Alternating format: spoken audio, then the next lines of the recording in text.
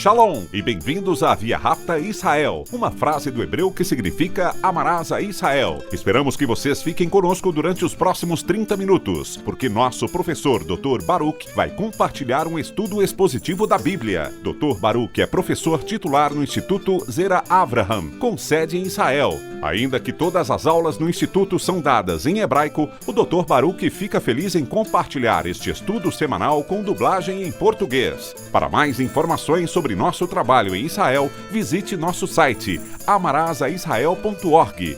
Fiquem agora com o Dr. Baruch e a aula de hoje.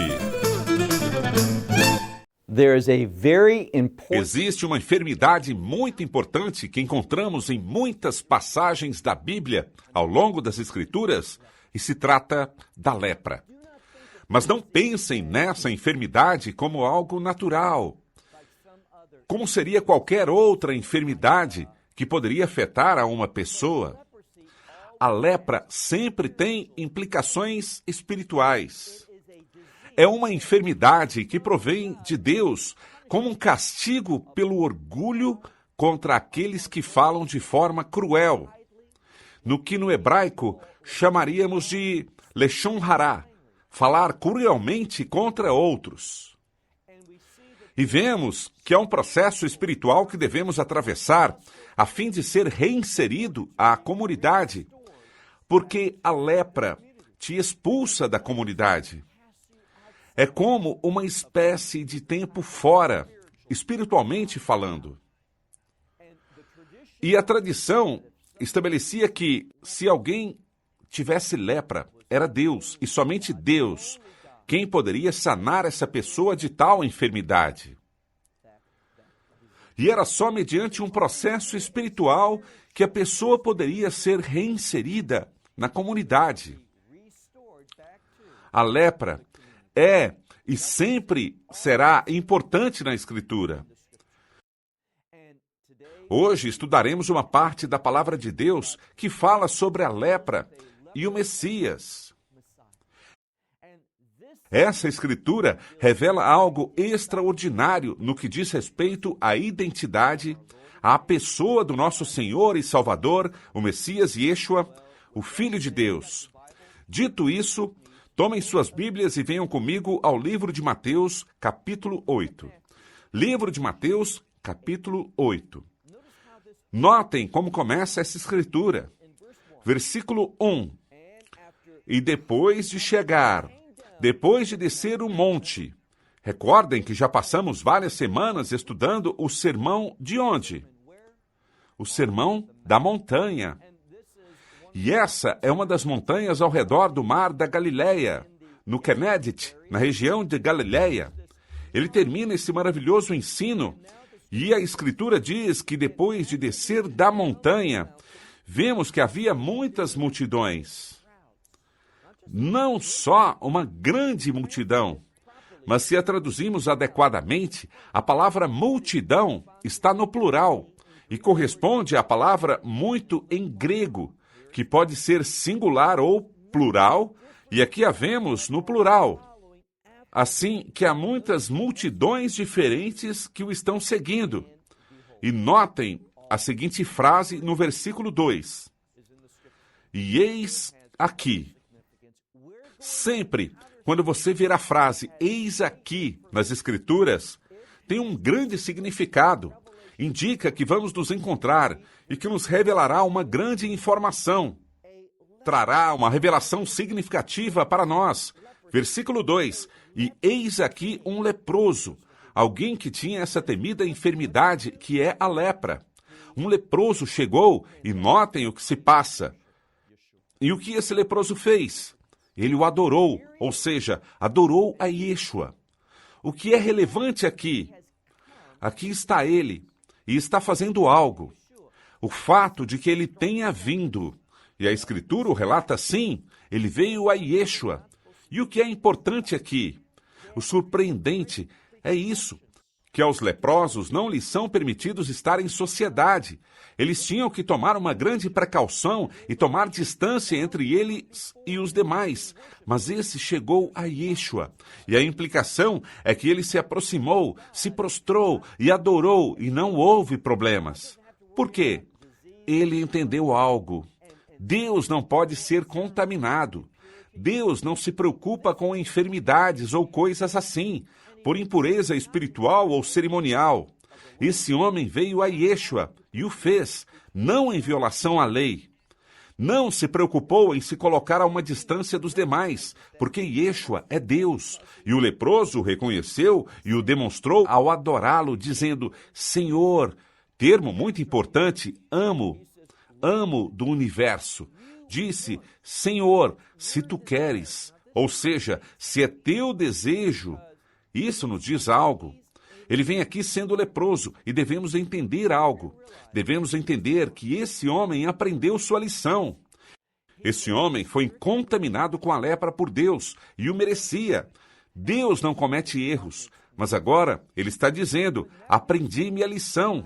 E se você está de acordo, essa é a implicação quando ele diz, se tu queres, se é tua vontade, se é teu desejo, se tu me examinas.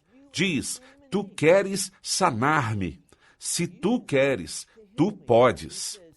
Nesse sentido, não só implica poder fazê-lo, mas que o permita. Examina-me, veja-me.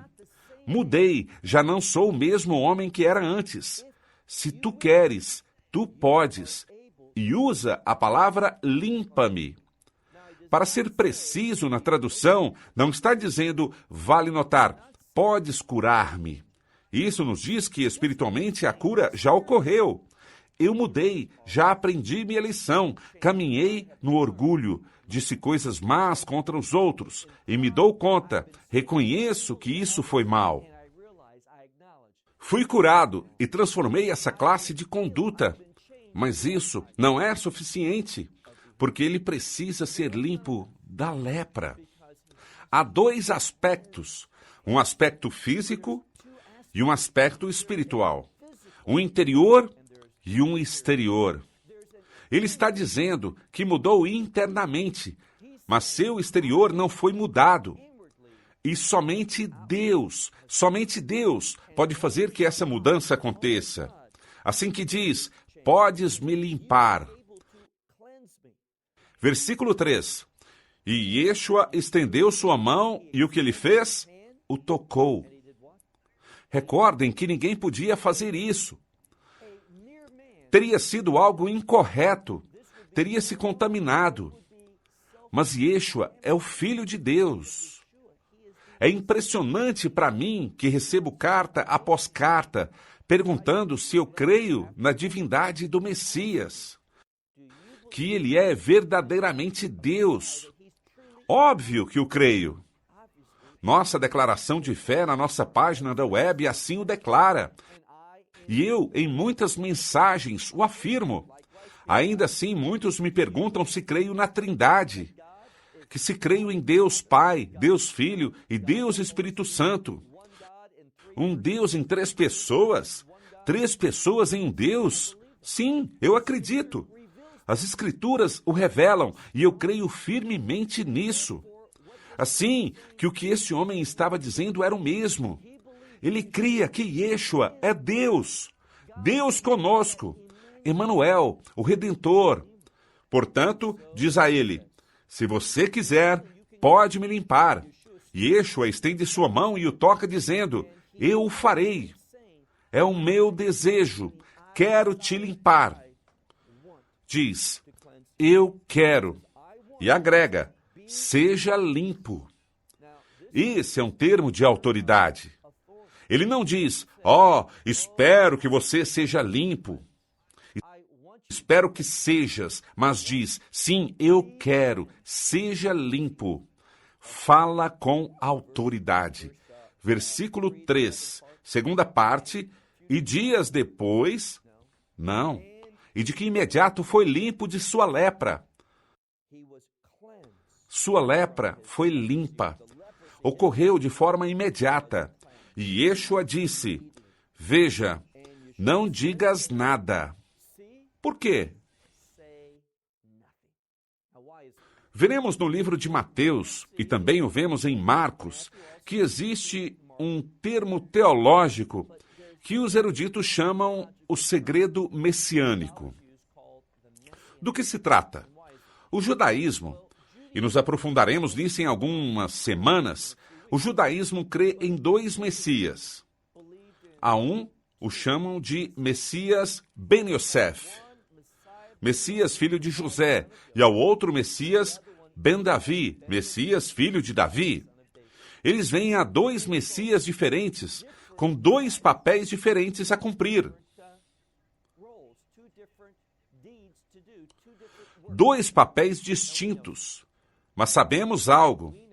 Sabemos que só existe um Messias que tem dois papéis diferentes. Ele cumpriu seu primeiro papel de maneira completa, perfeita, quando veio há quase 2000 anos. E cumprirá seu segundo papel de Messias Ben Davi, Messias filho de Davi, quando regressar. Mas é o mesmo Messias. Limpar ao leproso, profeticamente, isso é algo que fará Messias Ben Davi, mas o fez agora porque esse homem reconheceu que ele era. Assim que realizou uma ação que corresponde ao Messias Ben Davi, porque o Messias Ben Yosef é o servo sofredor, é quem chama Israel ao arrependimento e a receber sua obra redentora. Assim que isso é o que ele nos diz. Eu fiz essa obra por ti. Guarda silêncio, não diga isso a ninguém, porque quero que se evidencie em quem sou eu, como Messias Ben Yosef, e não em quem eu serei quando regressar para realizar a obra de Messias Ben Davi. Veja bem, para que não digas isso a ninguém. Mas o que aconteceu? Anda, vai. Yeshua, ainda falando, diz, ao contrário, vá e apresenta-te diante do sacerdote e entrega a oferta que Moisés ordenou como testemunho para eles. Assim que não diga nada a ninguém, mas vai com o sacerdote. E o que ele está afirmando? Muitas pessoas não se dão conta disso, mas o que diz as Escrituras? Apresenta essa oferta conforme a Torá. Ele não está contra a Torá. De fato, sua obra faz o possível para que nós cumpramos a justiça da lei, que cumpramos os mandamentos de Deus. E isso é o que ele instrui a esse homem que faça. E diz, tu vai e mostra-te diante do sacerdote e apresenta a oferta que a lei de Moisés, que Moisés ordenou como testemunho para eles. Depois disso, avançamos à seguinte seção no versículo 5. Depois disso diz, depois entrou. Esse é Yeshua. Entrou em Cafarnaum, Copernaum, e veio a ele, regressa a esse lugar onde tinha seu lar. Deixou Nazaré no tempo que seu ministério deveria começar e chegou a esse lugar, profeticamente indicado pelo profeta Isaías no capítulo 8 e início do 9 no seu livro, quando profetizou que a luz brilharia na escuridão. E isso ocorreria entre as fronteiras de Naftali e Zebulon, nas margens do mar da Galileia. Assim que ele regressa a esse mesmo lugar, e notem o que se passa, diz, e um centurião chegou e implorava. Esse centurião é um funcionário romano que tem muita autoridade e é, por assim dizer, um dos inimigos, ou seja, era um oficial romano, um líder de soldados romanos a cargo desse lugar na Galileia, sobre Cafarnaum, e possivelmente mais além, uma região ampla. E o que as Escrituras dizem? Ele chega e implora dizendo, versículo 6, Senhor, o meu servo... E usa uma palavra para colocar para baixo, ou seja, estava prostrado, está prostrado em casa, paralisado, e severamente se encontra sofrendo. Algo ressalta quando lemos isso. Em primeiro lugar, um oficial romano típico, e tem um servo que está em Israel, esse servo seria um jovem judeu, possivelmente um adolescente. Porque esse jovem estaria servindo a um oficial romano. Bem, provavelmente isso indica que ele era um órfão, ou que vinha de uma família muito pobre. e eram tão pobres que não tinham recursos para cuidá-lo. E talvez o deram, e até mesmo o venderam. Pode ser que tenham recebido dinheiro por ele. Como seja, mas o entregaram para servir a esse oficial romano. E a maioria dos oficiais romanos, quando se tratava de um servente enfermo, simplesmente poderia dizer: tirem ele daqui e me tragam alguém que supra minhas necessidades e que cumpra os deveres que tenho para ele. Não teriam se preocupado pelo bem-estar desse jovem, nem pensariam em ninguém mais que em si mesmos. Mas esse centurião era diferente. É interessante como a fé no Messias nos faz diferentes, porque esse homem, como veremos, esse centurião é romano. É um gentil, é um soldado, é um opressor, mas mudou. E vemos que em uma passagem similar que se refere a ele no Evangelho de Lucas, que diz que ele amava ao povo judeu. Seguimos lendo o que acontece. Ele diz a Yeshua, esse homem, esse jovem servo. Agora, a palavra aqui é a palavra paias. É uma palavra muito comentada hoje em dia. E devo parar um momento para comentar algo. Eu desprezo a quem manipula a palavra de Deus, apesar de saberem que o que dizem não é verdade. Tentam utilizar as Escrituras para justificar o pecado e justificar o que Deus condena. Do que falo? Existem pessoas que ensinam que essa palavra, paias, que é um jovenzinho, que de certa forma é como o amante juvenil de um homem adulto. E isso é falso. Em nenhuma parte essa ideia é cabida. É uma invenção para tratar de justificar a homossexualidade, a qual a Escritura define como uma abominação contra Deus. Estive ouvindo uma professora que ensinava aos homens que o que por si já é um problema.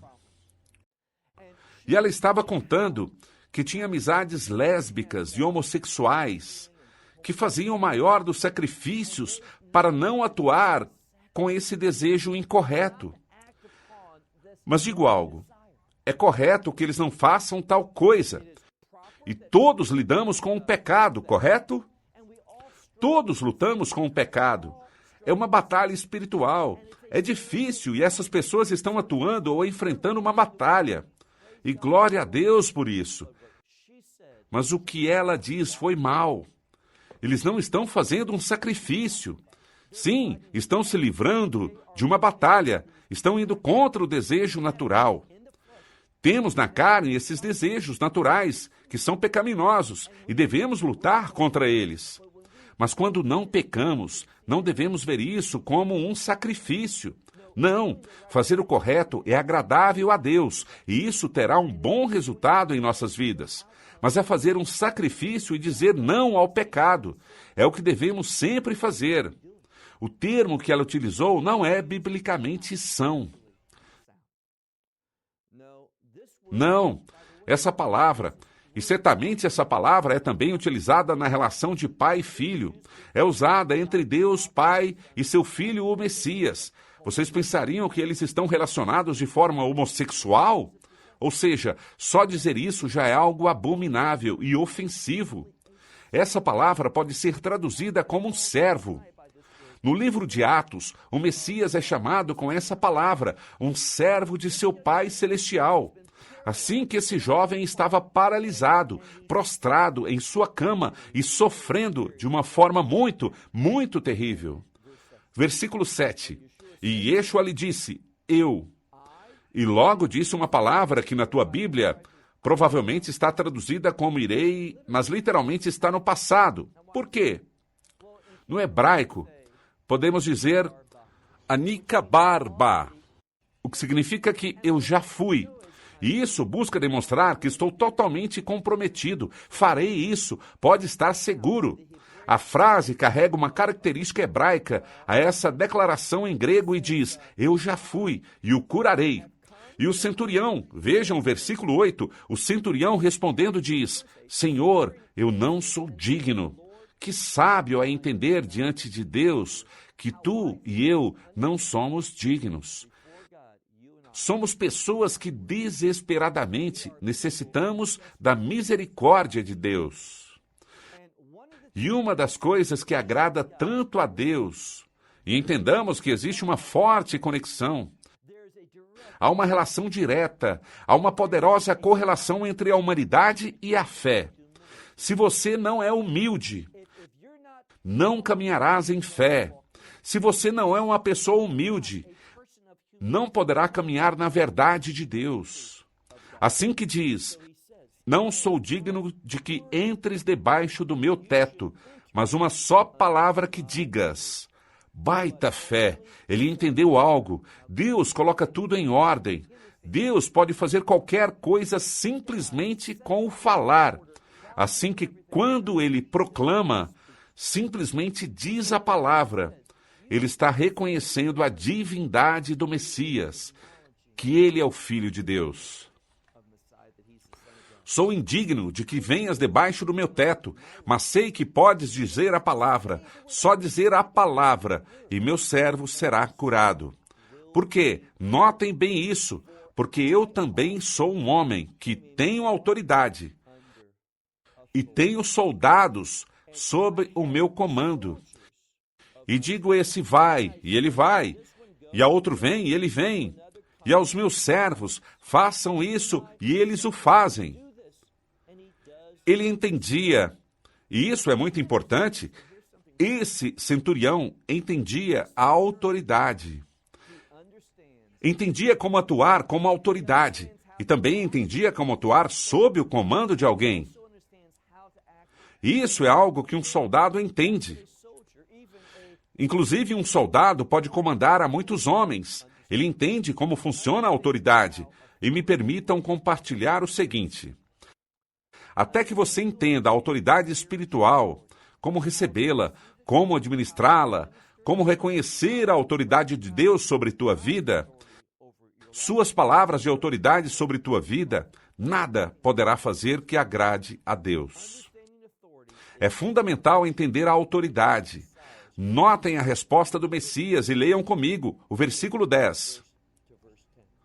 E Yeshua, tendo escutado isso, se maravilhou. Já preguei sobre essa passagem em outras oportunidades, em contextos diferentes e com outras passagens paralelas, e geralmente começo perguntando o seguinte à congregação. Vocês têm uma fé que impressiona o Messias, que maravilhe a Deus? Esse centurião, um gentil, esse centurião teve uma fé que surpreendeu a Deus.